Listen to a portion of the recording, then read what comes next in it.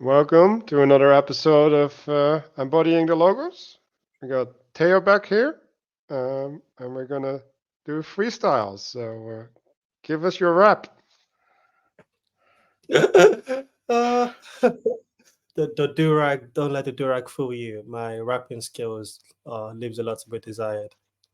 But I do appreciate you having me back on. I know it's been a long while since the last one, but such is life that these things happen. But I do appreciate that you're gracious enough to welcome me back on. Um, you said you watched the video that I sent you. Yeah, we'll provide it in the notes below. So there was about the pre-beatitudes, right? Yeah, Dali is someone that uh I do VNA Bible study with, sent me that video, and it was about what the beatitude. I think he's been doing a series. This is the first I've seen of this series, but particularly it was what caught my attention was the description of the well. It was talking about the salt being the salt of the earth. That's the Mm-hmm. context of it, and he compared that to salting a dish to our loving people, and that can be you can add too much salt to a dish. Sorry, I'm really butchering it, but like Manu also linking in this description to get proper context. But what caught my attention was the comparison of dish and love, salt and love, and the analogy of a dish to adding salt to a dish to how to love a person, and how it's uh the dish sort of determines how much salt, like other ingredients in the dish determines how much salt. And yeah, so I thought that was very interesting. What did you make of the video? Yeah. So I was also caught by this connection to love, um, and I don't think it's wrong, but like it it didn't taste right. like it was Unintended. kind of off, right? Like in some senses, like yeah, everything in the Bible is about love, right? like so, but That's fair. hmm? That's fair. You can make a connection to love from not just in the Bible, like reality to some Right, extent. right. Because in some sense, if things are proper, they love is expressed, right? Like it's the generative principle. To go back to generation, which we also talked about a bunch. Um, but yeah, like I like this explorative mode, where it's like what is salt, right? And I think one thing that he forgot to mention is salt was also something that was highly valuable. Um, so in some sense, when you're adding flavor, you're also adding value to the dish. Um, and so that's interesting. And then on the other side, it's like if you look at what does the dish do to the salt, because the salt isn't having the same effect every time. So the context of the dish is is changing the expression of the salt. Like it changes in nature in some fundamental sense. And Yeah, so I like just to flesh what you just that part out a little bit. Different dish requires different amounts of salt. The and you can't just add the same amount of. I'm not a chef, so I can't give examples, but you can't just add the same amount of salt to every dish you make. Some of those will be over salted, some will be under salted, and a few might be just right, just like randomness. So yeah, the context of the dish affects the determines the effect of the effectiveness of the salt. right and so yeah so let me just read the verse so and I'll get on the same page. Ye are the salt of the earth, but if the salt have lost its savor, wherewith shall it be salted? Thenceforth good for nothing. That it is thenceforth good for nothing, but cast out and to be trodden under the foot of men. Right. So it's talking about the essence of the salt, right, and how it loses its value if it's not expressing itself. But it's also looking at, in some sense, its essentiality, right? Like and it's important to realize that this is contrasted, right? Like so you are the salt, so that means that there's other people that are not the salt, and you are different in a way. You are um, the fact that you have the salty quality, the fact that you can have the ability to add flavor, that is what makes you special. And so what is it to add flavor? It's adding meaning. I think that's the better way of framing it. Like it's not so much love from my perspective, it's more meaning, right? Like if if you participate in the right spirit, right? Like if you bring in the right spirit, the experience becomes meaningful, right? There's a connection that manifests, right? Like the flavors confuse into a dish, and the fact that you have this quality, I think that's what you're supposed to do on Earth. Because I like Peugeot's definition of Earth, right? Like Earth is matter without meaning, right? And then heaven descends onto Earth to to infuse the meaning, right? And then we are the vehicle by which that meaning gets infused. And so if you don't infuse That's that the meaning, that's the saltiness of the salt. right? And if you don't do that, like what are you worth? Like you're not fulfilling your role. Like you're not doing what you're called to do. So that's the way that I see that. Yeah, in that state, you can add as much of on unsalty salt to a dish. It's gonna make no difference. You lose your effectiveness because yeah, uh, I I agree with that. What do you make of of using the analogy of a dish for a person in terms of the complexity that goes into a dish, and now the way to love a person changes from each individual. Mm-hmm. Well, so what like I've been thinking about creation, and how I don't like that word. Um, but you can have a spiritual creation, right? Which is basically the creation of a manifestation, an emanation. I mean, right? So if you make a recipe for a dish, right? You now have this point, right? This emanation that you keep recreating, right? You keep remanifesting according to the same principle, food, right? So um, and then you can say, well, all the dishes that are made through the recipe, right, are shaped in the idea of the recipe, in the image of the idea of the recipe. Um, and so if you think about it like that, right, um, then um, the dish itself is bringing together the ingredients, right, the things from Earth with the meaning, right, the structural, to use Rebecca's word, the structural functional organization of the dish, right? The recipe. Yeah. Well, yeah, not only the recipe, but it's also the execution, right? Like there's love in the cooking as well, right? The dish is the manifestation um of the crystallized trial and error. Well, the recipe is the crystallization of the trial and error that it takes to bring about the dish. And then once that's done, each dish after that is a reflection of that said recipe. Right. And so in some sense, right, like you can see what a principle is, right? Like a principle is that which is shared among the dishes, right? That makes them the same dish.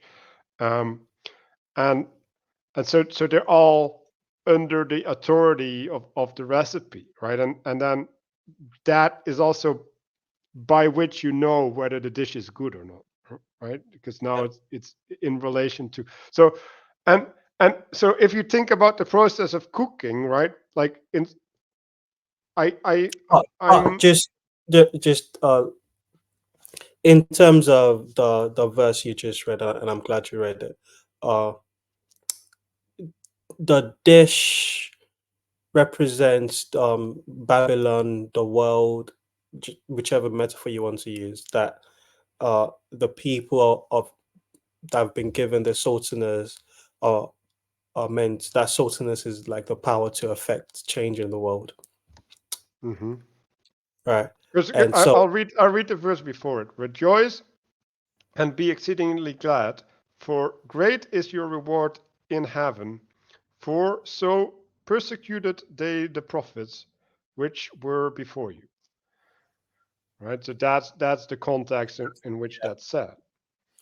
yeah, so it's the prophets are the salts, and that's the principle we're called to replicate, to emanate, yeah, to replicate.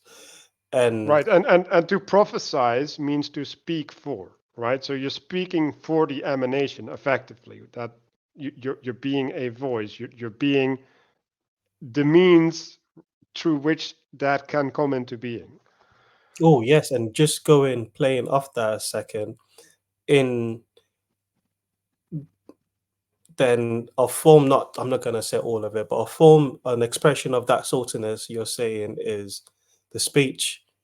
And yeah, I think that's interesting. I think that that lines up with the biblical narrative as far as I'm aware, because the power in the tongue and all those verses come to mind.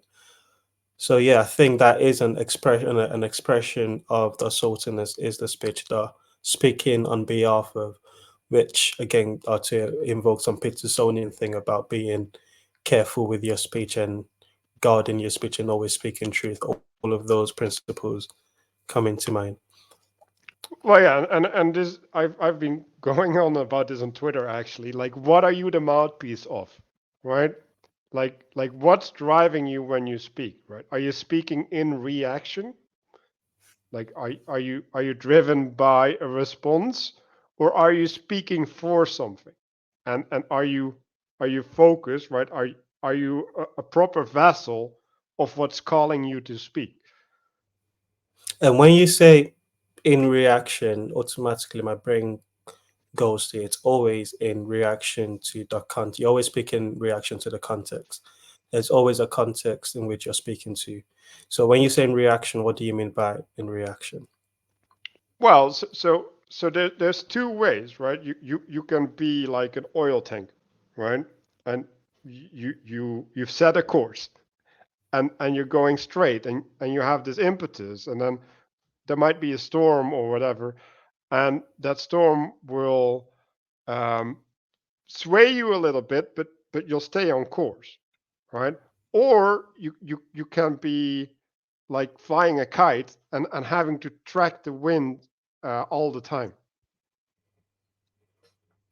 Yeah, I think that's a good imagery. The kite as less is in less control and is just always swearing with the wind, and I guess that's where that phrase comes from. So you're Right, saying and so in a sense, the kite doesn't have an anchor, right? And so it's not that's principle. right. And where's the anchor in? Right, it's in hope, right? So if you have the hope, right, and then the hope makes you look right, like it constructs a vision of where you're going, right? And if you're anchored in that, right, if you fully believe in that, you can keep going, right? And then I the think con that's a good. Okay. I I hope you're following because I think I'm following what you're saying. So, but if I'm gonna take it's a little bit left, but I think it's still on track. So invoking the image of the kite and the ship. Um, what if those are like two different dishes? So the think of the way I said that different dishes are different types of people. The ship, different things in a kite, a plane, a ship are both and a car, a different traveling system are going through here. So those are all different types of people as well. And the kite, the way in which you navigate a kite uh through the flowing hair is different to way in which you navigate a ship. So there are that's what I was invoking by talking about different amount of salts with different dishes. And like you rightly said, with um it takes a stronger wind to move a ship off its course than it would a kite. And I think that's also true for people in terms of the way when people face adversity. Different it takes that we've got different levels of tolerance to different types of adversity. Um, so I think Well, there's two things, right? So there's a direct response, right? So you have an adversity, right? You get scared, and then you react to your fear, and we react differently to fear, right? But then there's a secondary response, right? Like a more recent response where you're like, oh, I was scared. I have to deal with the fact that I was scared. but that And the time it takes to go from uh the fear to the evaluation of the fear differs depending on whether you're a ship or a kite.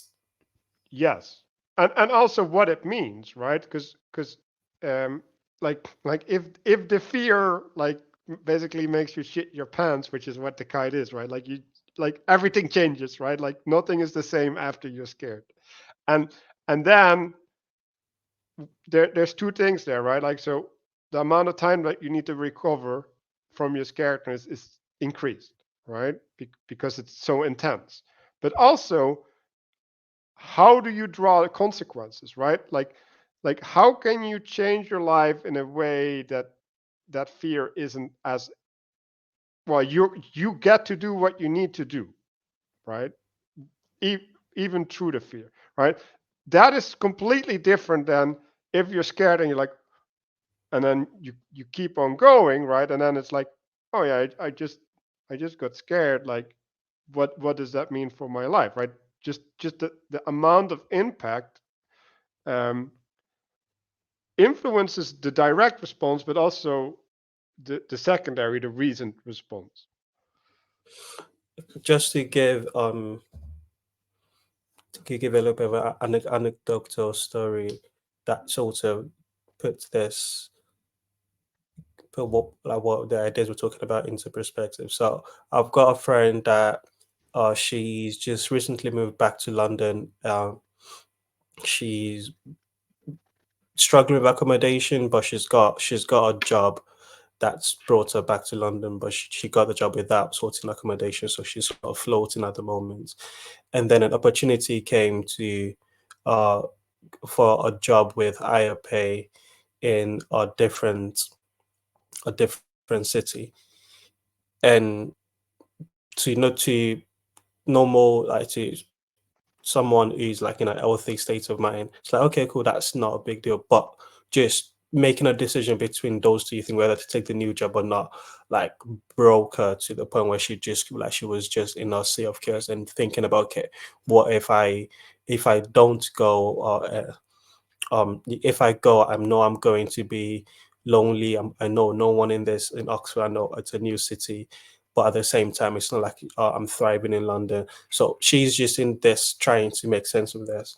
And when she called me to talk it through, she was expressing that if she was in a different um like the Stage of reason a based. life. Yeah, a different space that yeah stage of a life and also like stage of space of a mind or health, mental health, that she might like she understand how silly it is that this is what the straw that brought camel's back, but it's just things have built up. And I Hmm. was pointing out to her that um firstly, the reason you're struggling with this is because you're unsure. If you've got a principle that tells you that money is not the be all and end all, then you're not going like this. £6.50 increase, an hour increase in your salary is not going to have such a big hold on you the way it does, and you feel like you have to, like, it's just such a big opportunity that you can't say no to. And that sort of points to the anchor, like the principle, or let's say the kite holder. A child navigating a kite for the first time is going to be less stable than someone that's been doing it for longer. And And the what is the money? principle, the sorry, just the principle, like you said, is something that comes about through, in the analogy of the dish, different trials, and then you find the right dish, and then you've got the recipe. So it's gone through the trial, it's gone through the experience, and it's been drawn out, and that's sort of the more experienced kite guider. Hmm. And what is money? Like money is the capacity to do things in the future, right? It's potential. And so what is she trading?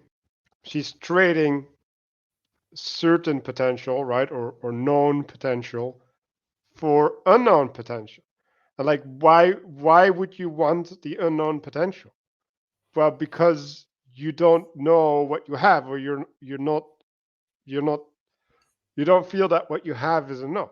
Like that's the way that you get called away. Like there's a promise in there, there's a hope in there, right? But it's a false hope because it's of the earth. Like it's not from the heavens. And so if it's not if the potential is not infused with meaning, then what do you have? Like it's just the ability to move things in the world without a purpose to move them.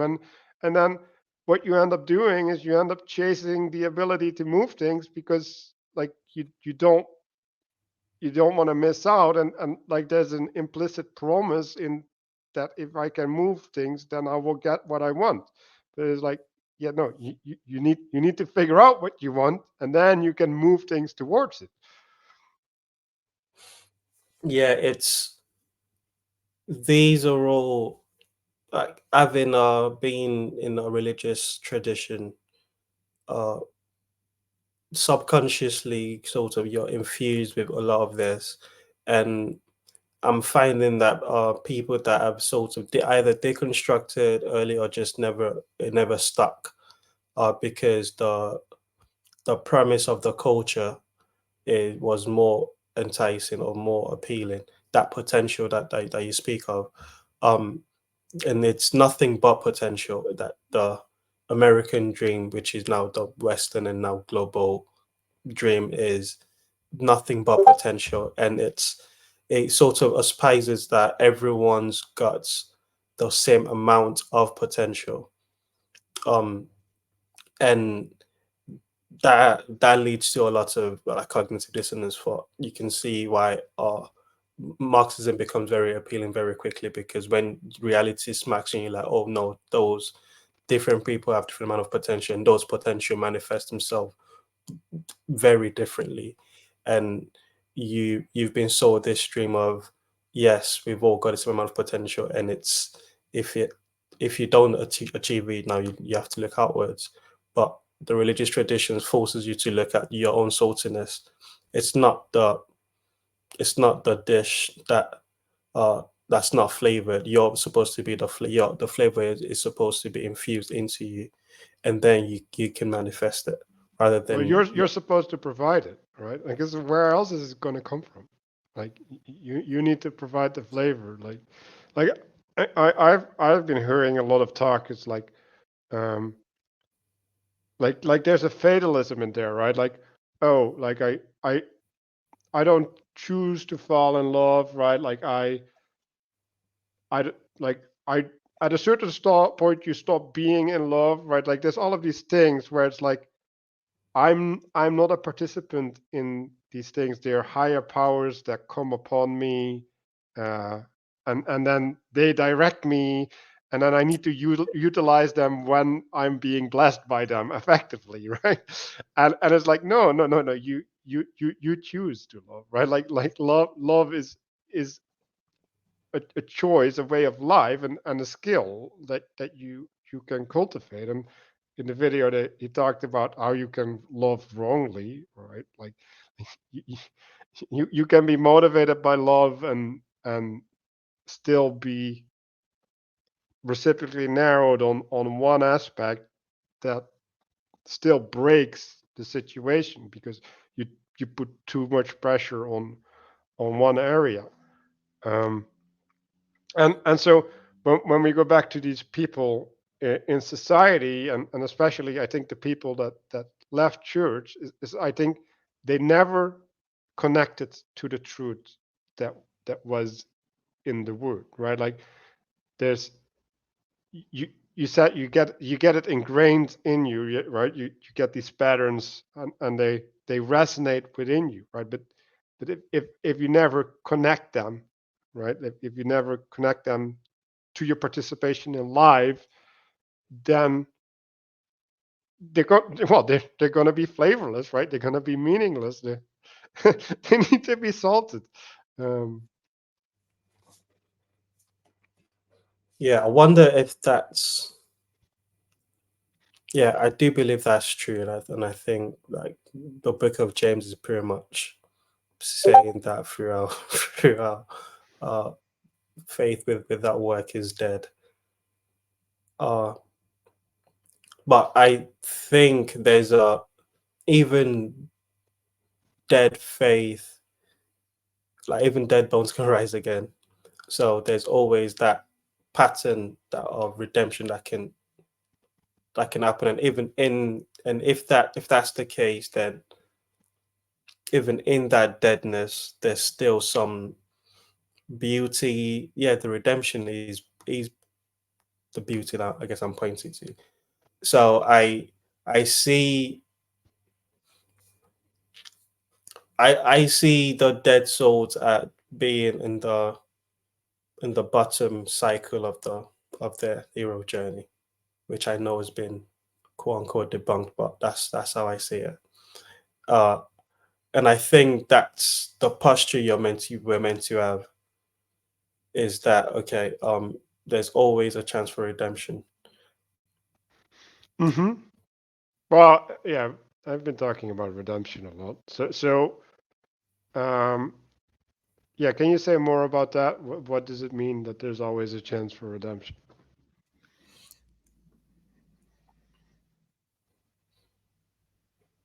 If sin is being incongruent with reality, the redemption would be realignment to reality. hmm Right. Yes, I agree. Or yeah, or becoming true. Well, that's becoming true again, right? That that would be the realignment. Um, True, becoming good, becoming beautiful. right. Um, so how do we relate to that? I guess that was my question. I've been talking about this quite again. Prayer. hmm Prayer is, I think, I don't know if it's Peterson or Paul commenting on Peterson that was talking about this. Uh, I think it was Paul commenting on Peterson's talk with Piers Morgan, where it was talking about prayer as a chance for you to reflect on the ways in which you are wrong, and then acting, if you act on that, that's what prayer is. It's asking, okay, I think the example he gave was, an example of a prayer that works. Ask, and truthfully ask, in prayer, what are the things I'm doing in my life that's not benefiting me? And you will get an answer, and if you don't like the answer, it probably makes it a true answer. hmm Then if you act on that and engage with that and work on it, you will get answered prayer. So I think that would be my answer. That's the redemption. Is that okay? You get the answer. This is how I'm not fitted to reality, and then you engage with the principles that church, uh, going to church regularly, like will reinforce those principles, and yeah, Yeah. that's my answer. So I would cast that as the low hanging fruit. All right. So there's I think there's two aspects. There's one part where you're being dragged down, right? Which is basically all the sin you build up in your life, right? Like I've made transgressions that I shouldn't make or whatever, and now I'm dealing with the consequences. And in some sense, you need forgiveness and redemption, right? Because I think the word right is important, right? Like that implies that there's something that's lost, and this is what uh, I've been talking about with Mark. I think like a lot of people treat other people like they've lost something that they never had, right? Like you can't say you need to get back up the mountain if you never climbed the mountain. Like But then is that when you say that, that what comes to mind is we had it when God said, and it was good. That's what we're longing for. We're longing for that. I'm gonna use the word you don't like, the creation before the fall. That's when we had it. no, we're longing for heaven. Like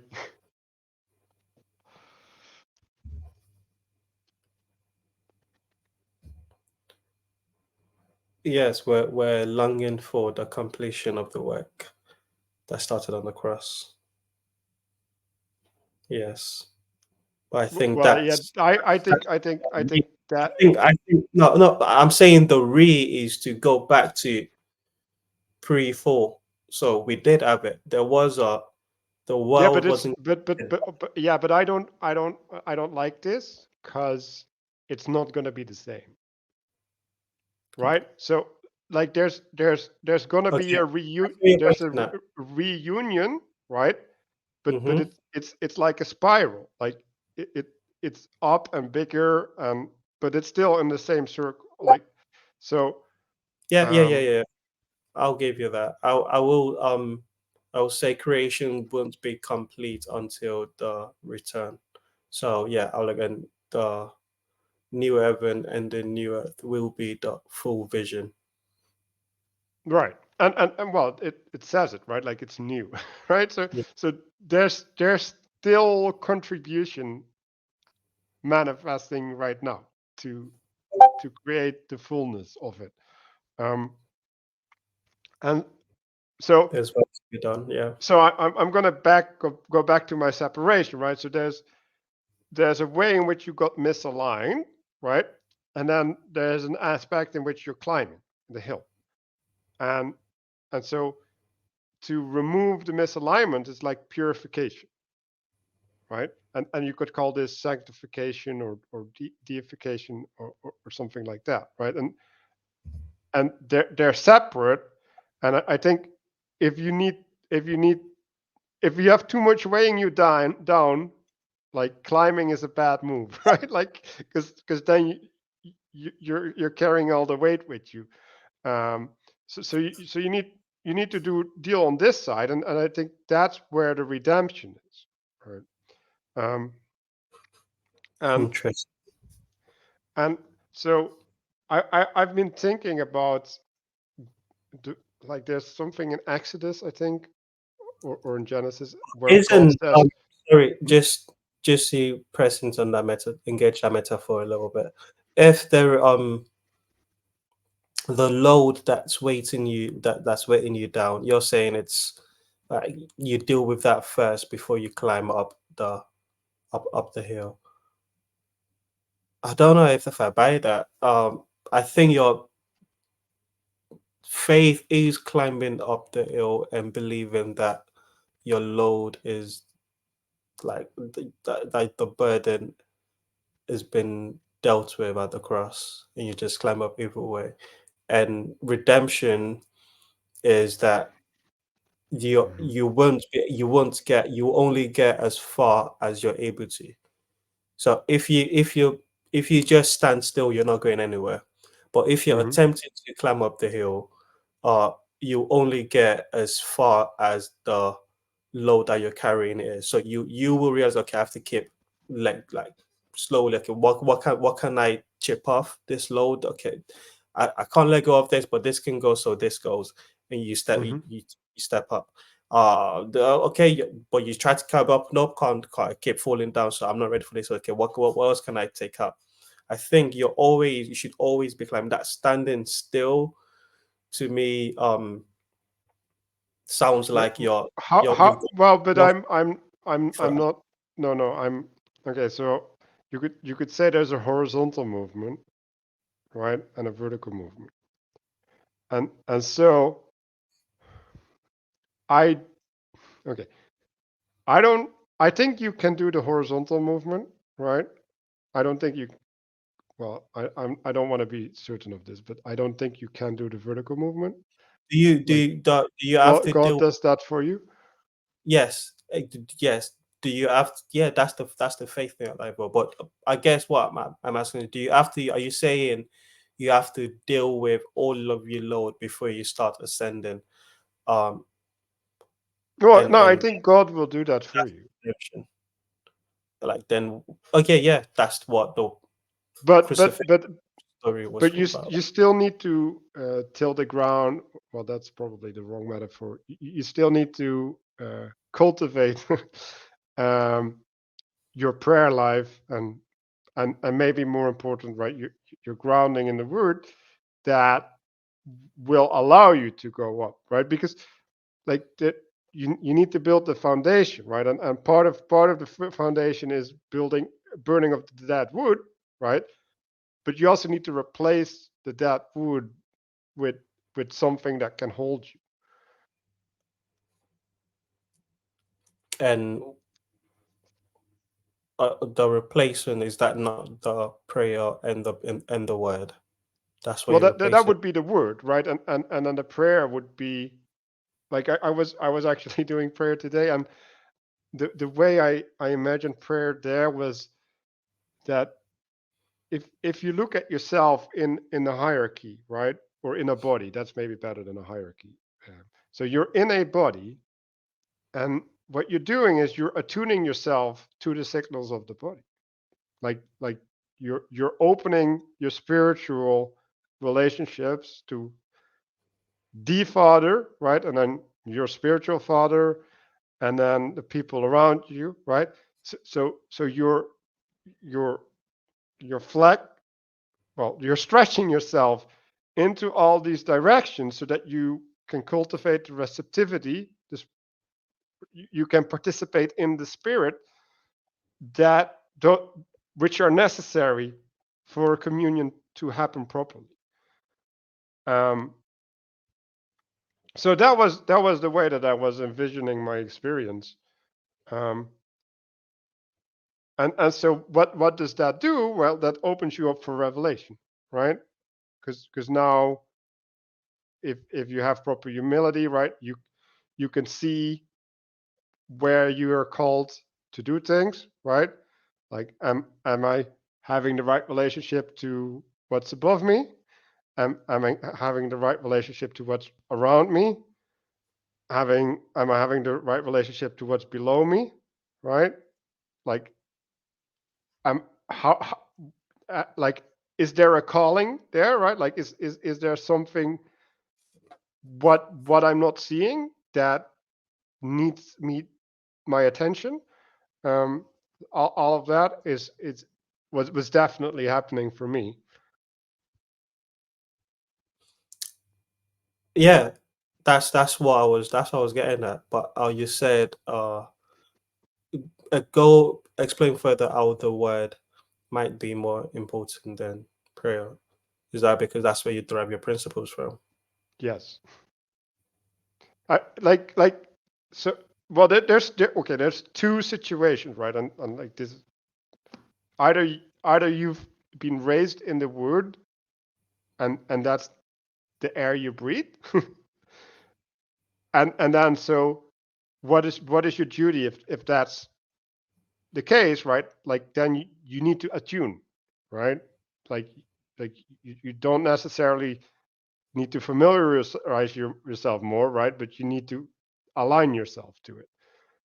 But there's also ways in which you went astray, right? Like even if you're in the church, like you probably went astray in some sense, but especially if you come from outside of the church, like me, right? Like I have a bunch of whatever in my system, and like I don't even know that it's there, right? Like I don't have eyes to see the ground that I'm standing on, and so then the word, if related to properly, can provide me contrast, so that I can purify, I can hold on to what's good, and I can get rid of what's bad. And I think that process is more like baptism, right? Like it's a washing away than it is of redemption, because like it's not like there's no redeeming. It's building. It's generating. I'm not sure I understand the distinction you've just made between washing away and redemption. Flush that out a little bit. Well, I think what Are you saying redemption that redemption is redemption is turning what's turned away, turning it back, right? So if you're looking down, you're looking back up, right? So basically, I that that sounds to my very evangelical upbringing, like how we would describe repentance. Repentance is the turning away or turning back, and right. but that's still, as in at that point you've not started. You've gone from looking down the hill and rolling down it to, okay, you've stopped and you've turned and looked up and said, okay, this is where that's where salvation lies, up the hill. Mm-hmm. And um by turning there, by repenting, the promise is that you will, through the work of Christ, make it to the top of the hill. Mm-hmm. And the process in which you go about doing that uh, is how I would. That's the redemption process to me, or sanctification, whatever you want, word you want to use. Does that track Okay. with how you see it? Well, so I just looked up the etymology, and redeem, right, is to buy back, which you can redeem a voucher as well, right? So um, there's uh, there's the word right, which is the return, right, the back, right, which, and that's what I'm focusing on, right, Is because the back? yeah, there's when you go back to something, it must have been there before, right? And so when you buy something back, right, what are you doing? You're providing value so that the ownership gets changed, right? So in your context, as someone from that came from outside the church, uh, how does that apply to you? Were you bought back? Like, where's the back in your story? Yeah, I don't feel like there was a back for me. That's the problem. That's what you're pointing to. And Hmm. what I was saying is that the back is the, and it was good pre-fall. That's the, when people talk about, or the God shape, or Yeah, the yeah, okay, but I okay. Um, so hmm. so if we look at Barfield's framework, right? So you have uh, initial participation, right?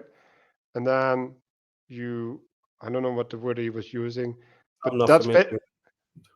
Well, so he has these three frameworks, right? So basically, you have initial participation, which is basically you as a child following nature, right? And then you get the fall, right? You get awareness, you get the construction of the ego. There's uh, a will besides God will that you're acting out, right? And then there's a final participation, right? Which is basically the communion between your will and God's will. And um, so what there's if you're aspiritual, let's use it that way, right? Like if you're a complete materialist, then what you end up doing is you end up completely buying into your ego, right? Like you fully identify with your ego, and well, that is effectively hell, right? Like 'cause now you're disconnected from God, right? You at least in your experience, like not Now you're left to fundamentally. create your own values, which is L. Yeah. Well, like it doesn't matter where your values come from, right? Like they just basically they're like rain, they just fall on you and they nourish you because you're still alive, right? Which is by the grace of God ultimately, right? Because like Poses the you're section of good end up bad. Yeah. right, and like in order to manifest anything in the world, right? Like you need to have a relationship to a true principality, right? So like those things are not shut off, but you have an idolatrous relationship to them, right? Like in some sense they're fallen angels, right? Like they're not connected to heaven, they're on earth, they're they're earthly, Yeah, yeah, yeah. I see that. and Wait, and go ahead. no, no, no. You keep going. You're on the floor. And so it's important to realize that like what is that, right? Like basically you have a bunch of emanations, right, that are not organized amongst each other, right? They're not related. They're not in a choir singing and praising God, right? They're on earth dancing their own tune. And and so you could say that if you reorganize that, they're going back to their original thing, and like there's truth in that at some point, but then I would argue, well, like that always has to be true, and now we're talking about a universal, and right now we're losing the meaningful distinction. And No, no, no, no. I think that is the point. The point is, if what you're returning to, like truth has to be eternal, and reality, the truth about reality has to be no. Truth doesn't have no, doesn't no, have to. no, I think right, a fallen principality has its local truth, right? Because within that principality, right, within that body, right, things have a relationship, and they work to a certain degree, right? So there is a way Okay. in which It's idolatry works, small letter T truth. Yes. right? So the way I understand what you're saying is the yin yang symbol. There is a white dot in the black. There's a black dot in the white.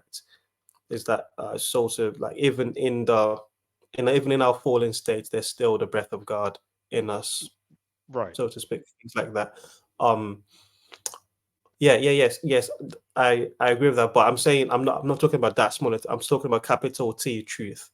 Hmm. The the the way in which reality is ordered, that that has to be um that has to be consistent throughout. That has to be unchanging. um And I Mm-hmm. guess I'm sort of a little bit talking about like invoking one of the attributes of God in this, of God being unchanging, and arguing for that, and saying that the return, the re back, as like in the capital T context, is a return back home, because like that true. You just quote unquote went away from it because of you followed fallen angels rather than the true God. Mm-hmm. Yeah, Do you yeah. see what I'm Well, pointing yes. out? That Oh, read. Yeah. you're cutting out. So, but Yeah. yeah, to Sorry. No. No. to You. respond to what you're saying, yes, right? Like, but okay. So, like this now we're getting to the place that I don't like. It's like, yes, in from the perspective of God, that's true, But we have to deal with our own thing, right? and all we are is yes, yes. I agree with that. Okay. So like, yeah, then I'm like, I don't want to take that perspective, because I think if you're reasoning from that perspective, you're going to corrupt everything, because then you're going to pretend to know what the perspective of God is, and you don't, and you like that, like you're closing yourself off for revelation. I don't. Yes. I to an extent. I do. I see the danger of following that thinking that you're pointing to, and I completely agree with it. But Right, so you can just state that the gravitational force is there, right? Like the redemptive force is there, and that you have to tap into it, and I'm okay with that. I'm happy with that as well. I'm happy with that being the extent to which to push it. Yeah. Okay. Um, yeah, so let's kind of close it down. Okay.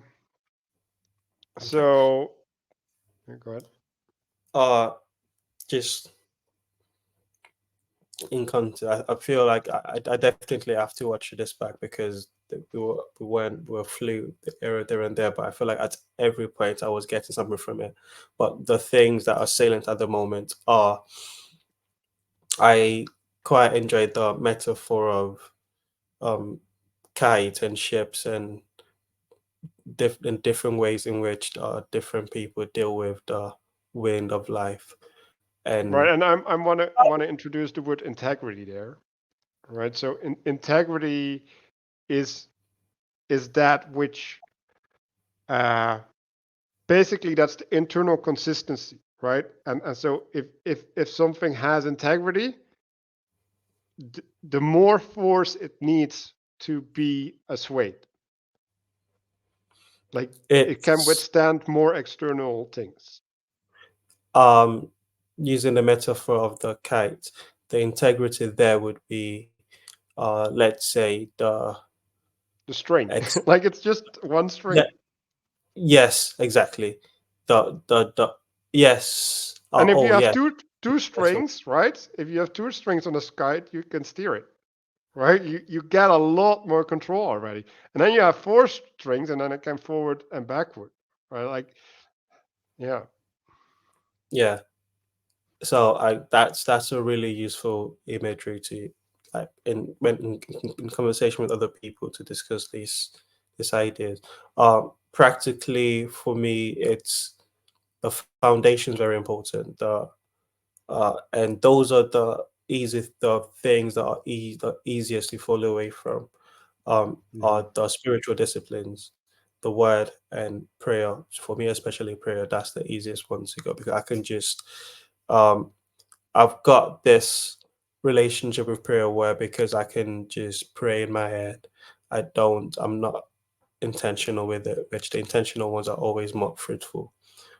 So those foundations are I think you use like tilling the ground, making room for facilitating the arena for growth. So those are the practical Burning of the things. dead wood. Yeah, all of that. Yeah. And to go back to the metaphor of uh, flying a kite, like I flew a kite, and it wasn't that big, and then there was a hard wind, and it dragged me across the beach. right? So to talk about foundation, right? Like it's that which holds you into place so that you can apply the steering on the kite. And like if I can tell you, if you're getting dragged across the beach, it's really hard to steer, and that kite is steering you instead. Um, Yeah, at that point, the salt that's added to the milk tastes just like the milk before the salt was added, because the salt has no flavor, so there's no anchor. Yeah, all these images are a mashup of metaphors that always are talking to you, but always enjoyable. well, but maybe they get an integrity, right? Like, Exactly right. so yeah, I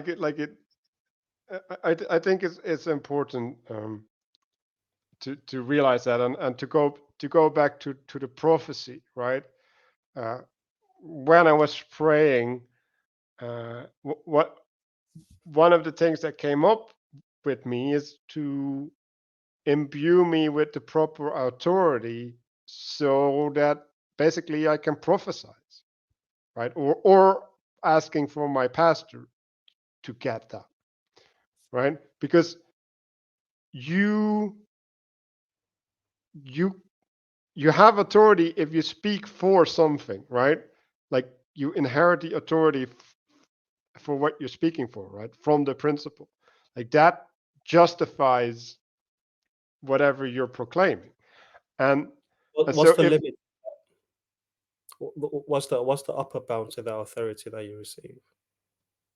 well, I think that's calling for the integratedness again, right? Like so the more integrated you are, right? Or the spiritual your soul is, right? So this the spiritual structure that you're relating to, the more integrated that is, the more authority comes together, right? You can apply the communion of different authorities to to the same situation because you have the wisdom that allows you to order them correct, right?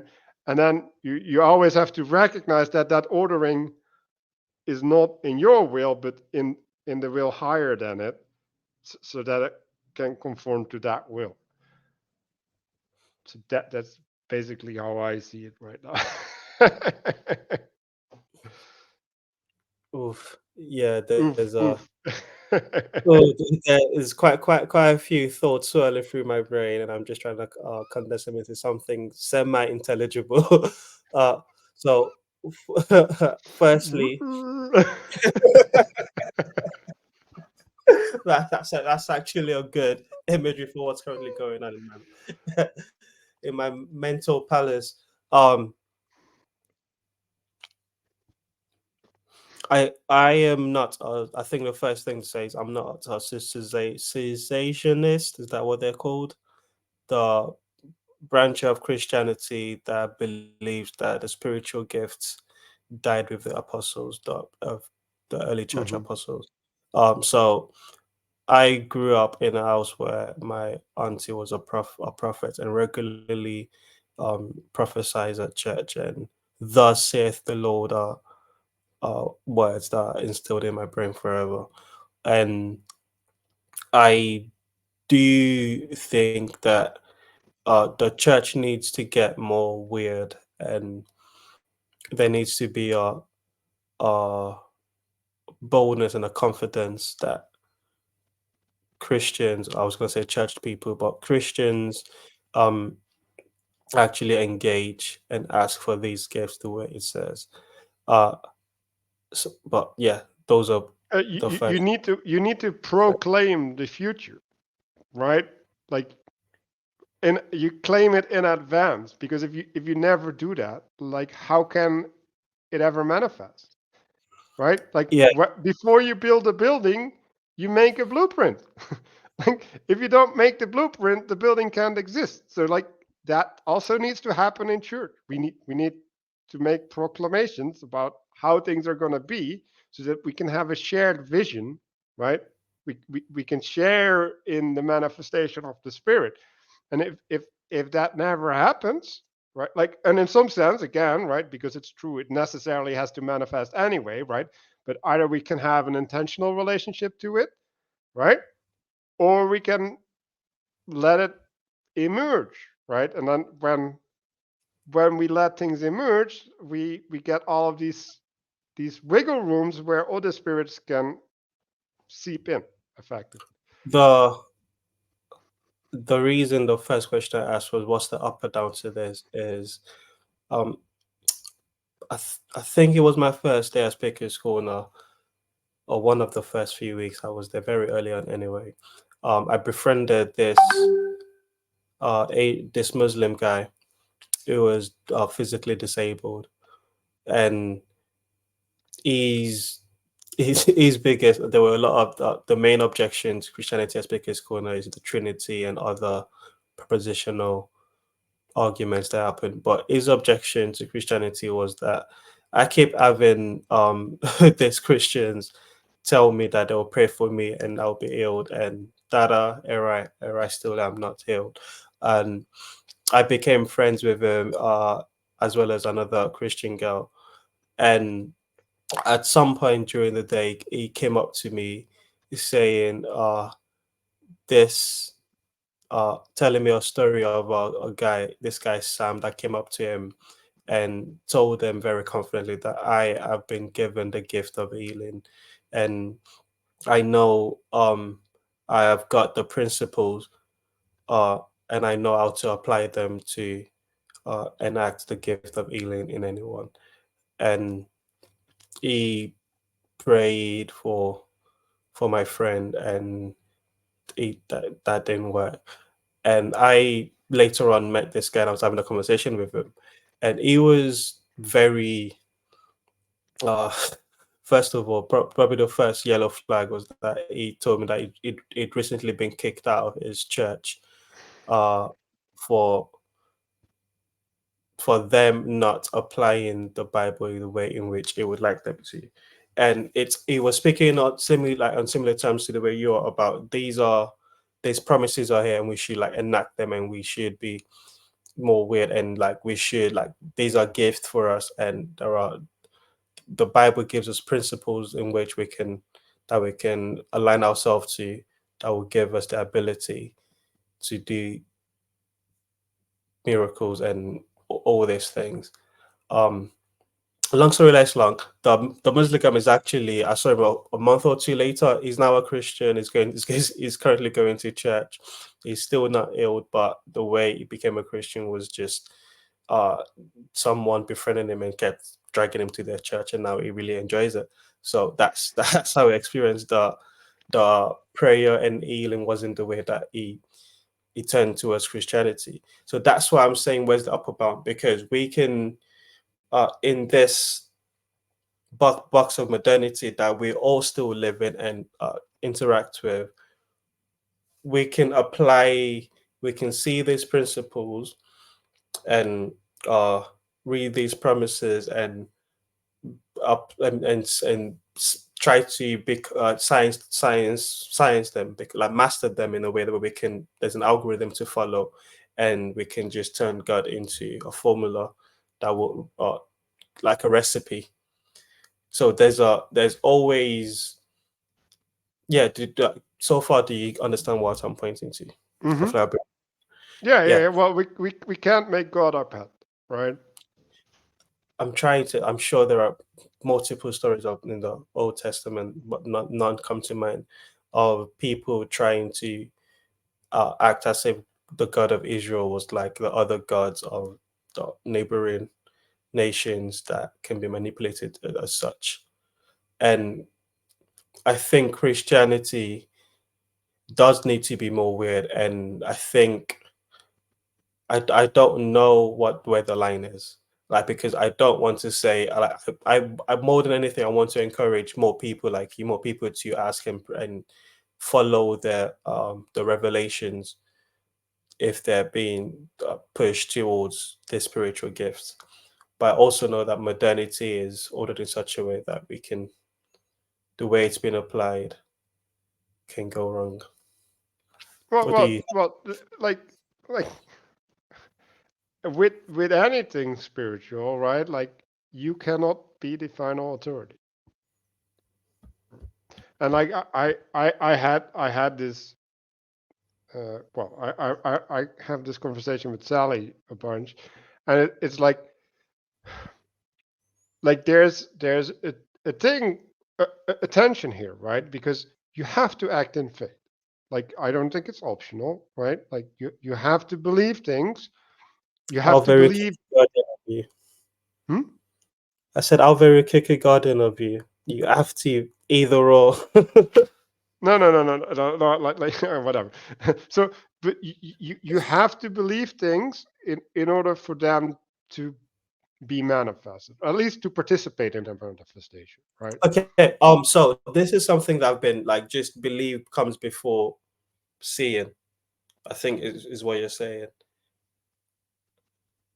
Or are you No, saying not believe? necessarily, because you have revelations, right? Like revelations, you don't like that's against your belief in some sense, right? Like or outside of your belief at least.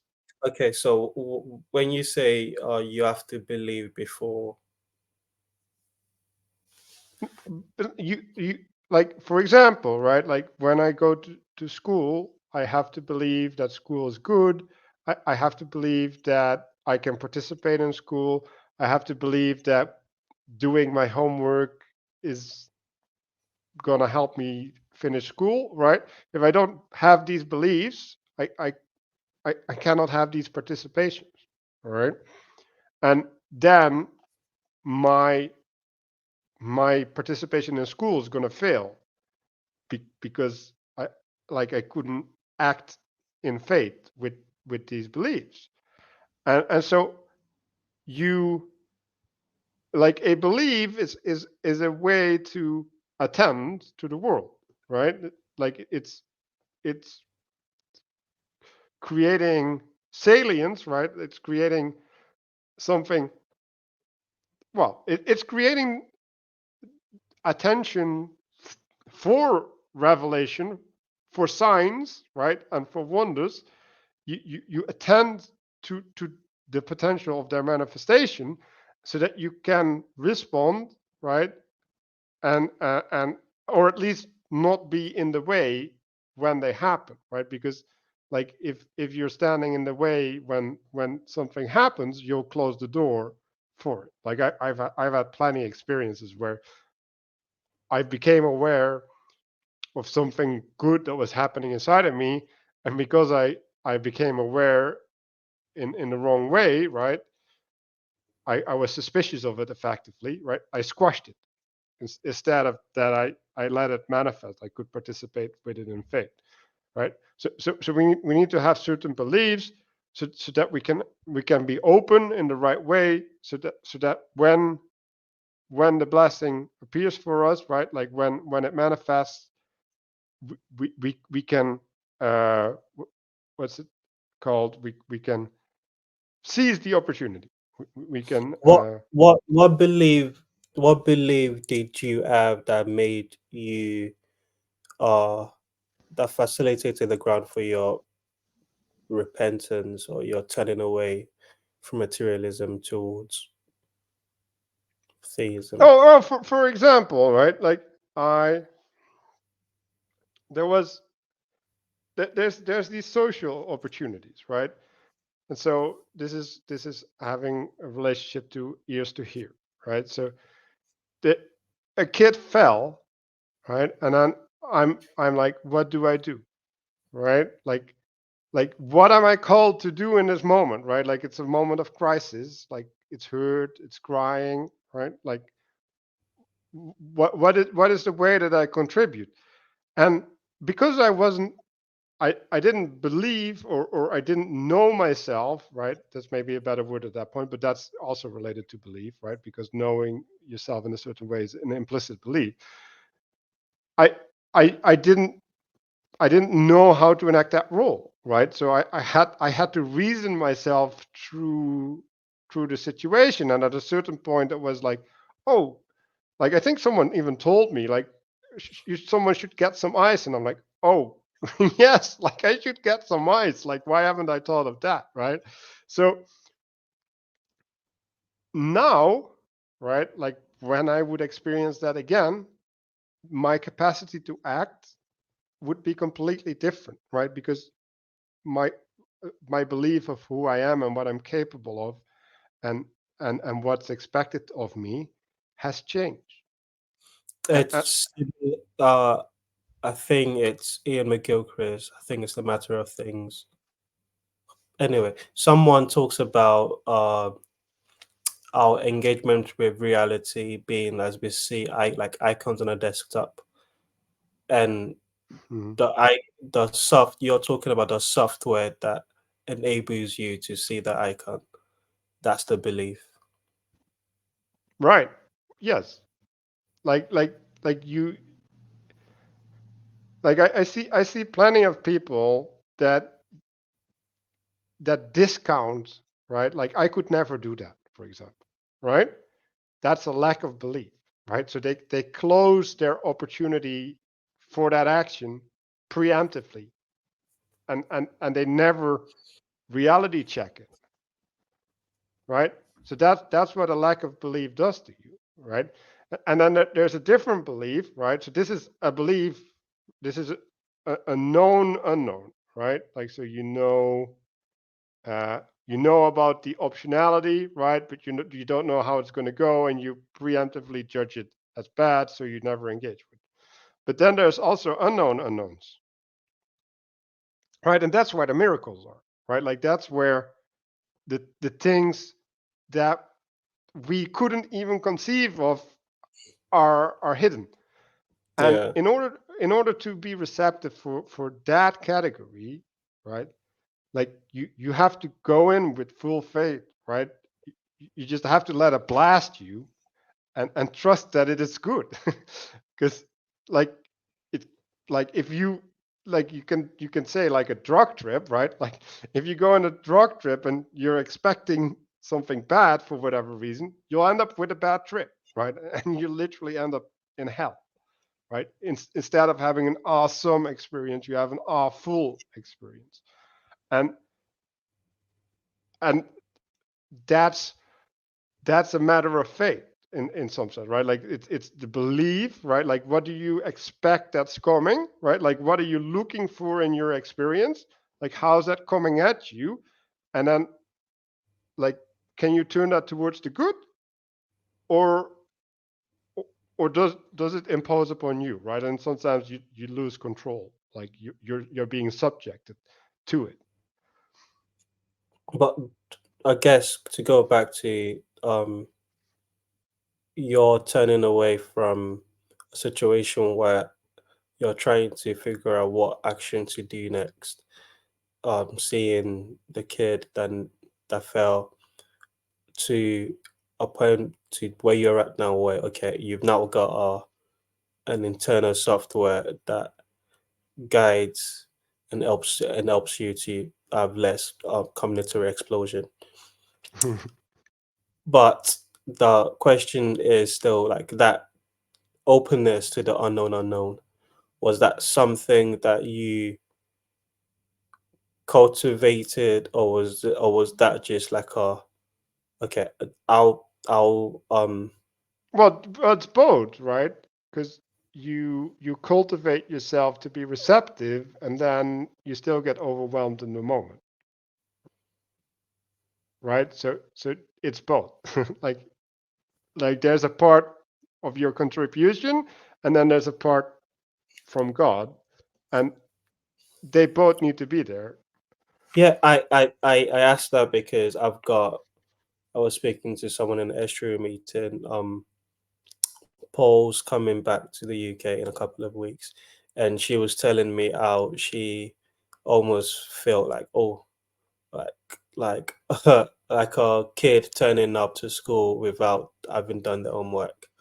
Mhm. Because and she shared a sort of spirit, a really cool spiritual experience she had last year during whilst Paul was here, and she was open at that point. She was, oh, am I becoming Christian? And a year later, she's still where she was. and feeling a little bit like this, yeah, just not happy with it. Um, but also like thinking maybe it's just not for me, which is understandable. So I'm asking, as you've gone from outside to in, and what what did you also have this process of thinking, oh wait, am I becoming Christian, or but I don't feel it yet, or did what was there? Yeah, Oh, I for guess that's. me, yeah, Mhm. like I definitely had.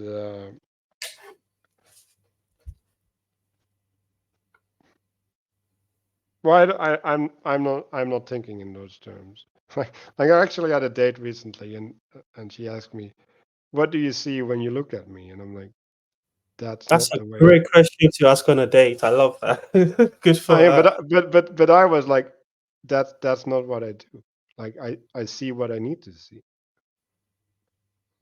Like I'm reacting to what's there.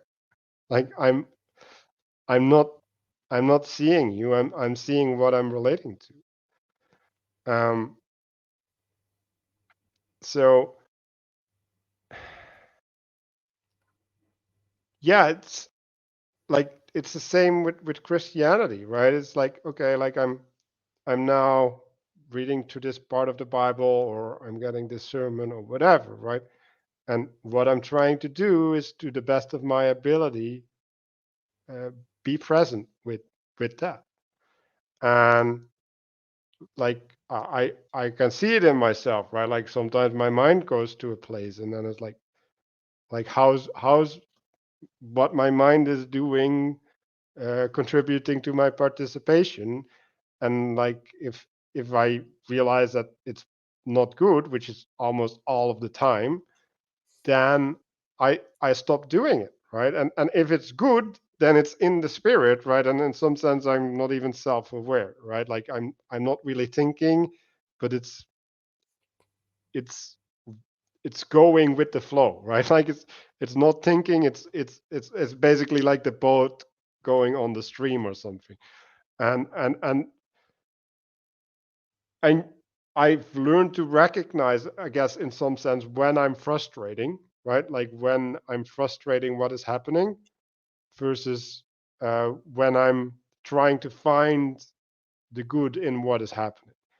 And I like I'm doing this to all of my participation. So like it's the same in the date, right? Like so I'm not seeing what is. I'm seeing I'm looking in the potential, right? I'm I'm trying to lift up what's happening, to the best of my ability. So like in some sense, I'm always in in hope, right? Like I'm always in relating to the future, like the potential. I'm Um, I'm dying to know what was her response to your answer. well, yeah, well, it was a loaded question, right? Well, I don't know if that's the correct use of the word loaded question, but it was a motivated question, right? Yeah. Because she was fishing for an answer in me. Because I agree, in some sense it's a really good question, right? Like what do you see? But also, uh, I don't like it because, well, I've had a bunch of conversations like, what's your favorite color or whatever, right? Oh no, no, no. I don't That's I I don't think I but think but what's your favorite color is a bad question. What do you see? I think is a great question. Like, what lens are you wearing, and what do you see the world through? Yeah, yeah, And but yeah, it is a good way to diagnose a person, right? yeah, But diagnosing a person is also collapsing them to a single identity, right? And so that's the part I don't like. It's like I don't want to be the person that looks at you that way. I want to be the person that's capable of loving you, right? It's like, so that's um that's a better answer that the one you gave. Yeah. Well, now I have now I have the answer. Now I have a better chance of uh what do you see? I want to be the person that's capable of loving you, so I'm gonna close my No. eyes.